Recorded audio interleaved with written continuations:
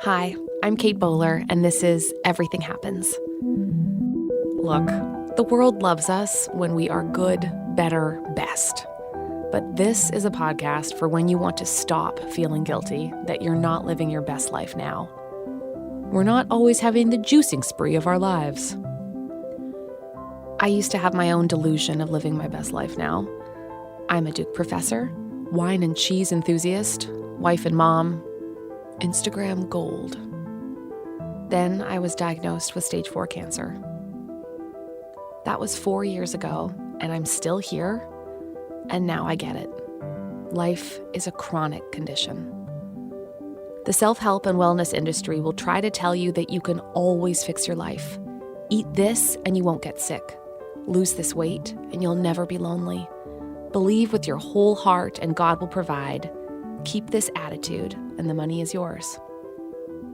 But I'm here to look into your gorgeous eyes and say, hey, there are some things you can fix and some things you can't. And it's okay that life isn't always better. We can find beauty and meaning and truth, but there's no cure to being human. So let's be friends on that journey. Let's be human together.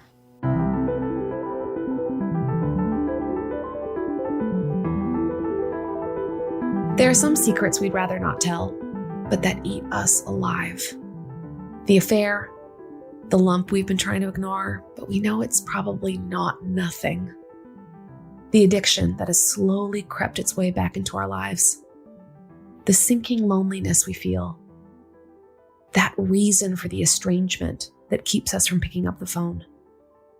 And then our problems compound. One pain begets another.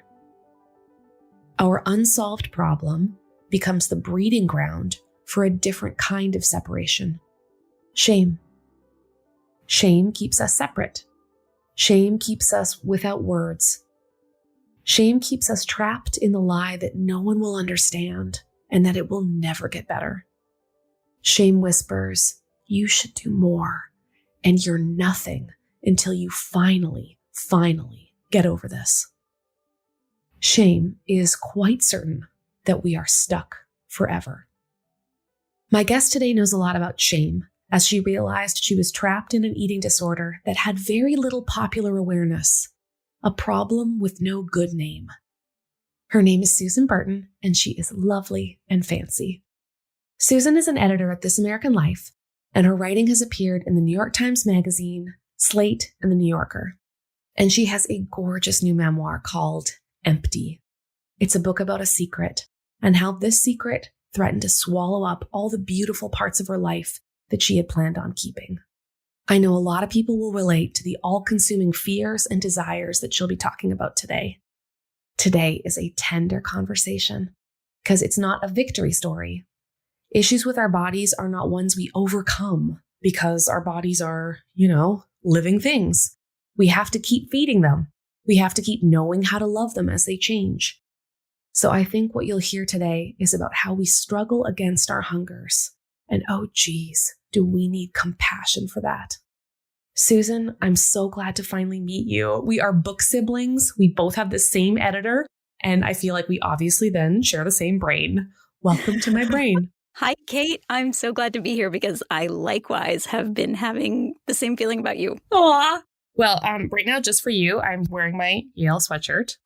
This is a story that in some ways has a beginning at Yale. When you started undergrad at Yale, you noticed that the bathrooms were locked during lunch. And what a strange moment, I imagine, to realize that there was some kind of hidden story going on under the surface about young women who seem to have it all together and their hungers. So if you don't mind starting with something so hard, tell me about your relationship to food at that time. Let's see. So at that time, I was a freshman. I was 18 years old, and my life was organized around binge eating and had been at that point for a couple of years. I think that sometimes people don't know what binge eating is. We're more familiar with anorexia and bulimia. That was certainly the case for me at 18 in 1991. So binge eating is not just, eating a pint of ice cream when you're upset, or eating, too many cookies off the sheet when they come out of the oven. It's a compulsion. At that point, I would wake up in my dorm room. I would swear I was going to eat well, eat good was the phrase that I always used in my head. I would, shower, get dressed, purposefully walk across the courtyard to the dining hall. And I remember they had these chocolate chip muffins. I was just going to have one chocolate chip muffin. But inevitably, one chocolate chip muffin would lead to another, maybe another. And, it would be 8:30 in the morning, and I'd leave the dining hall feeling already wrecked, already like I'd ruined something. And, this was a couple muffins, right? This wasn't the end of the world. But to me, it really was the end of the world. And it sort of set the pattern for a whole day where I'd be, alternating between going to class, trying to focus, but constantly thinking, I'm not going to eat, I'm not going to eat. But as soon as I was sort of, loose, free of the classroom and back out on the street, I would be sort of haunting these food shops that were kind of my regular haunts. I would be going to these food shops that were my regular haunts, buying food and eating until I felt sick. And it was like that day after day during that stage of my life. Man, it sounds like it sounds like it felt very involuntary and like it sounds like it really just had like a full life of its own. It's funny what I was about to say. It felt like something that I couldn't fix alone, which is true. I couldn't, but I was too scared and to get help for it. I imagine it must have been really hard to be living without the language. It's such a testimony to the power of like how much labels and diagnoses are so clarifying and formalizing. I think you write that binge eating wasn't formalized as a diagnosis until 2013. Exactly. And that was something that was hard for me, I think, during those years, because by the time I was in college, I really wanted to understand what I had. I was also reading psychology texts and trying to align my symptoms with the ones described there. With binge eating disorder, you don't purge like you do in bulimia.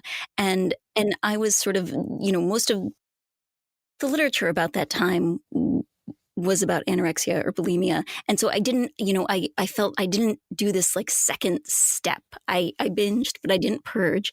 And obviously there was writing about this, elsewhere, just not the internet didn't exist yet, or it in a limited way it did. And I felt certain that what I had was a problem, a real problem. But I also felt even more isolated because I couldn't find, a narrative that described exactly what I did. Yeah, we're creatures of stories. And like, it's so painful when we can't live inside one that makes sense of things, especially one that's so all-consuming. Yeah. But it's funny because even when I did, when I did finally have the language, when binge eating disorder became part of the lexicon, at that point I was in my adulthood. And I still had so much shame about it. It was really hard for me to use the word binge. In the first draft of the book, I avoided it. And I told myself it was because it had not been a word that I'd used in my adolescence and early 20s when I was binging. I'd always thought of it as episode. So I used episode. But eventually I realized that it was still like my residual shame somehow about that word. So it's interesting, even though I so longed for a name for what I did, I didn't like the one it was given, which is interesting too. No, that makes sense to me. Now that we're talking about it, I think I have actually hated almost all the words that have been given to me. I don't know. I'm just thinking of cancer words, but like cancer survivor is triumphalistic, of course. And it pretends that we know when we don't have cancer, which we, tend not to actually know. Or patient. Yeah, I think I hated all the words. So that makes sense. I always just wanted the language that would help me get the next step. Like, okay, but am I going to have to be like this forever? Or when will this feeling go away? Or I think that's what I was looking for when I wanted more language. Oh, interesting. Well, I mean, so much of your book is about learning to live with uncertainty. So it makes sense. What? No, that doesn't sound like me. No. You wanted language for, yeah. I did. I wanted my language. I don't know if I wanted other people's. Yeah.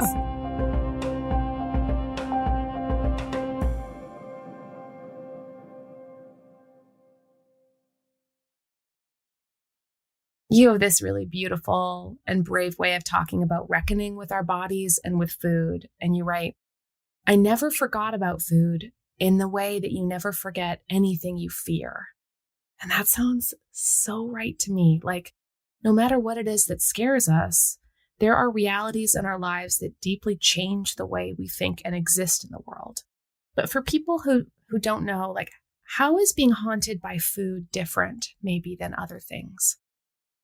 It's so destructive and counterintuitive, right? To fear this thing that nourishes and gives us life and pleasure.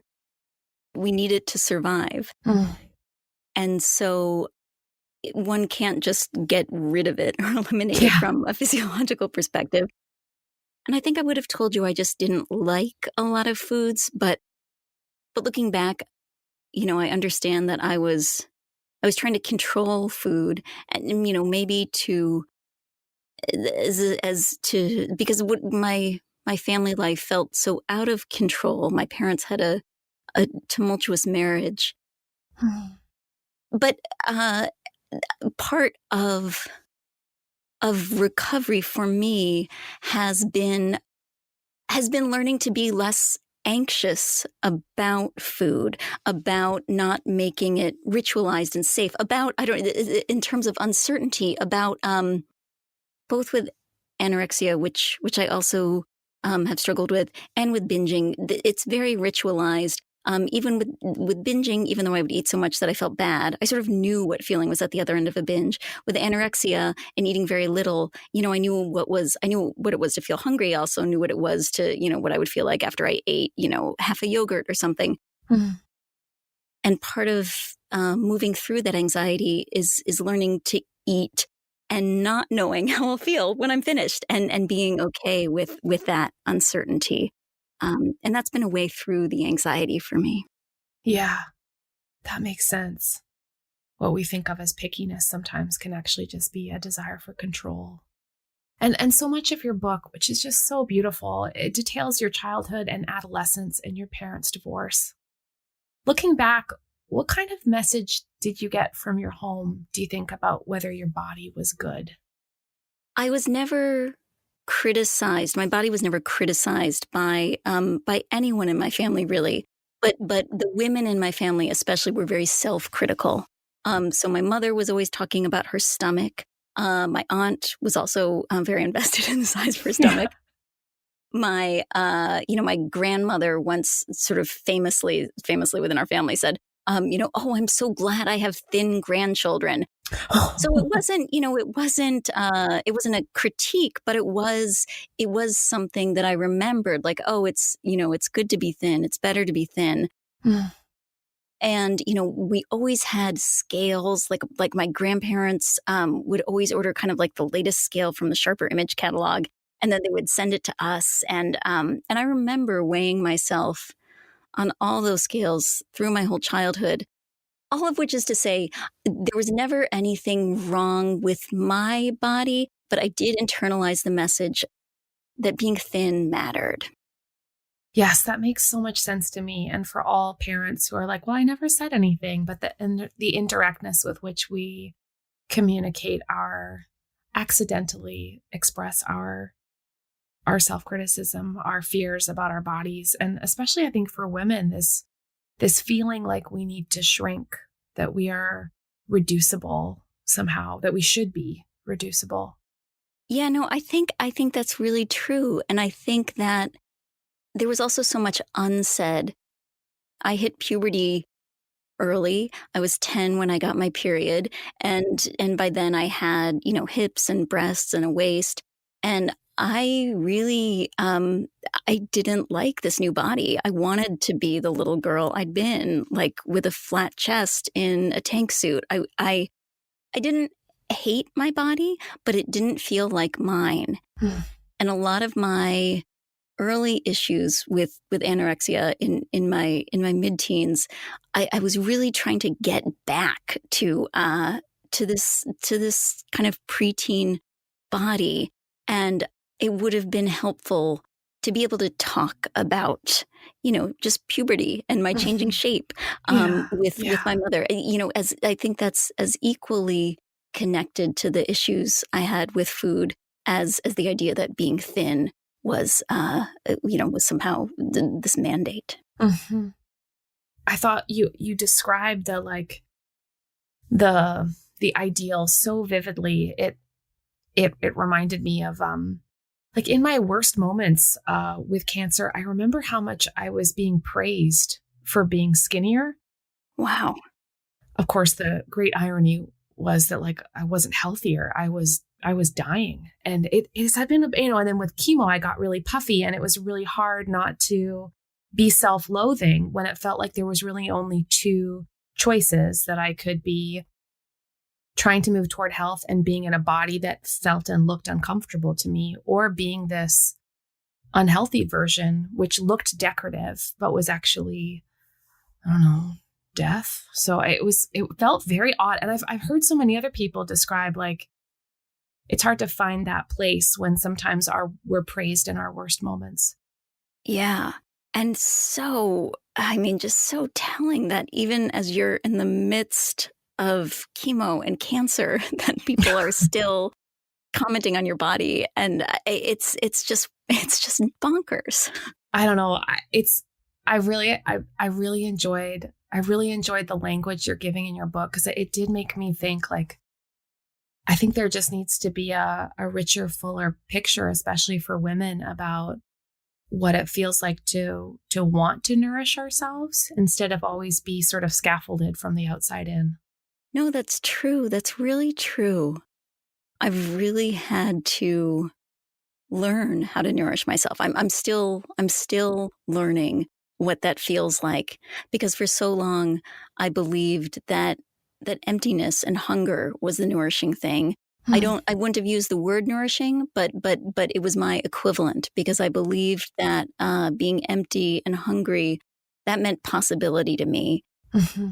And, I also believed it gave me energy, which it didn't. But just my whole concept of nourishment was so inverted and out of whack. Oh man, that sounds so right. Like, I just think that there aren't a lot of images or categories that feel, I don't know, like whenever I look at magazines, I just think, do I really want a body at war with itself? Like win the war against, fat, et cetera, et cetera.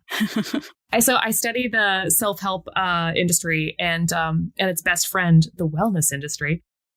Man, diet is such a dangerous and pervasive word. And you talk about how wanting to like fix your eating led to a very intense perfectionism. So can you describe a bit like, what's the relationship here between perfection and eating, or perhaps even like being loved and eating? Like what was the framework you were working with? So to me, eating perfectly meant never really feeling full, because I was scared of feeling full. As long as I was still hungry, as long as I still had some desire, really, I felt I could have desire for everything.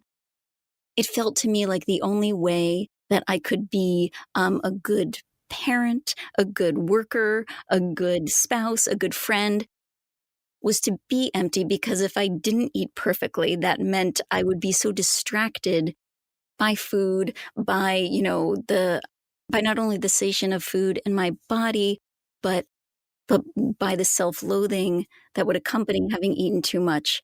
that I couldn't function.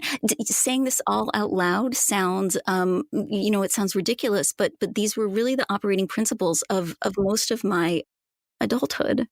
We have this criteria of what it means to be good and to manage, just to like manage our lives. So that makes so much sense to me. And that there's like a logic by which we like run the show. And then when we fail our own logic, there's just so much shame. There's so much shame around our experience of food, shame that follows us as kids and then pops up in relationships. And so often we can't even shake it when we're adults, even when we're supposed to like magically have it all together by then. How did you sort of name and then try to like uncover these experiences of shame?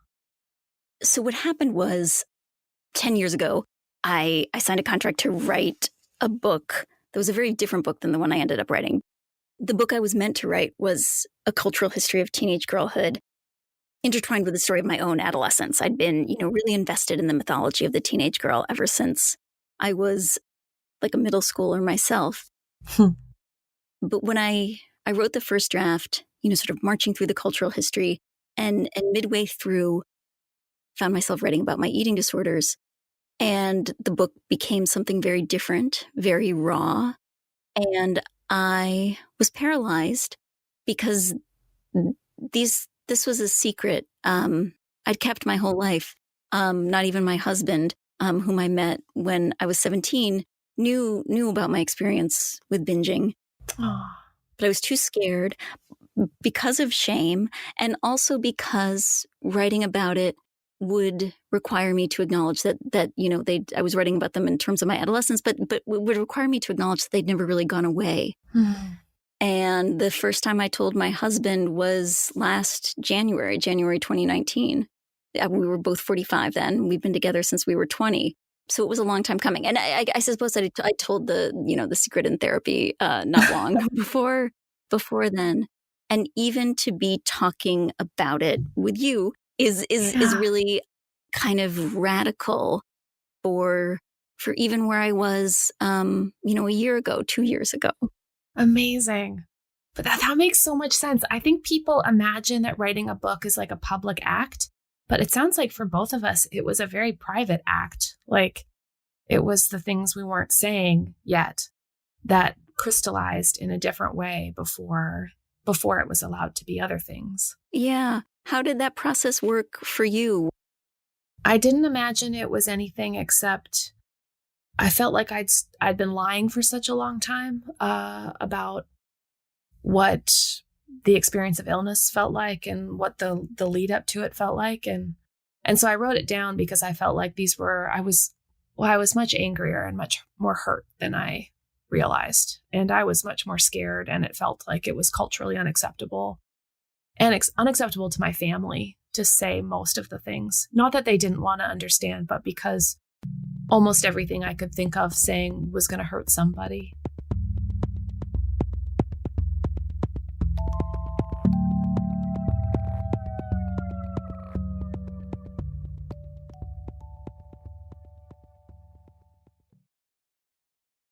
Something this community talks about a lot is how we react to uncertainty, like how we live inside the things that we can't control. And listening to you, it sounds like you've developed a very high tolerance or like resilience for sitting in the in-between, where we don't get the binaries of like perfectly healthy or perfectly cured. Or have you made a place to live inside that ambiguity with like a little more generosity for yourself?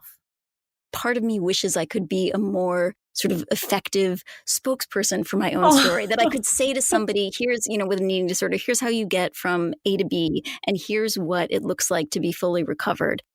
I can tell you what it's like to be in the middle. I can tell you, but I can't tell you what it's like to be at the end. All I can say is I'm still learning to do exactly the thing you said, which is to have that generosity for myself for not being exactly, where I hope to be, to have compassion for myself. And even just using to talk about language, like even just using those words like compassion and generosity. Now, those are meaningful words. Yeah. and reminding oneself to apply them is really important. Well, because there's so many people that I've met in the last few years who have either been sort of personally overcome by like really uncertain circumstances, or then all those who are in really intense caregiving professions, or they're caring for, fragile like dependents, and they are managing so much fear. And what I hear in your book and in your, I don't want to use ministry words, but I would say like testimony, but like your account is that like you're trying to open up a place where if we can ask more questions of ourselves, of the roles we've played, then maybe control isn't a place we ever get to, but that we can be more forgiving of the not quite getting there yet. And I just think that like everything you're describing encourages people not to feel trapped by their own needs. And that is such a beautiful example. Yeah. Oh, good. Well, I'm glad.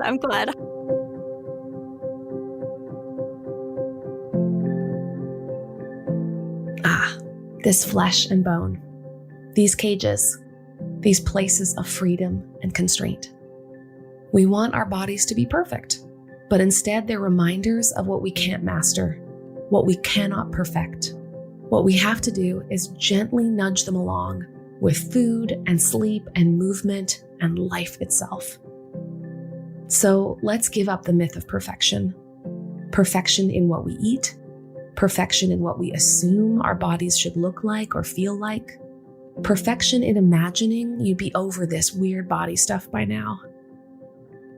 Because blessed is the body that offers soft hugs on hard days, whose curves fit our pets and our kids and our partners, whose hands hold another alongside hospital beds and in nursing homes and at the altar and on the first day of school, whose breasts nurse and legs run to chase littles and toes balance us on the earth, whose wrinkles tell stories of laughs and tears and worries. Blessed are these imperfect, fragile bodies, this flesh and bone, these cells that sometimes duplicate for no reason whatsoever, this skin that is stitched together with scars and stretch marks and fine lines. Blessed is the body because it is a home, not just for us, but for those who love us. And as my friend Barbara Brown Taylor says, sometimes you just need to stand in front of the mirror and take off all your clothes and remember that this body, your body, is God's home address.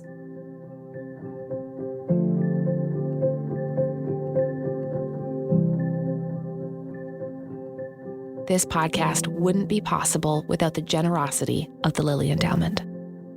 Huge thank you to my team, Jessica Ritchie, Keith Weston, Harriet Putman, and JJ Dickinson.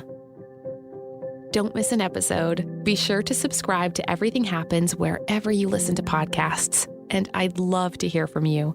Find me online at Kate C. Bowler or at katebowler.com. This is Everything Happens with me, Kate Bowler.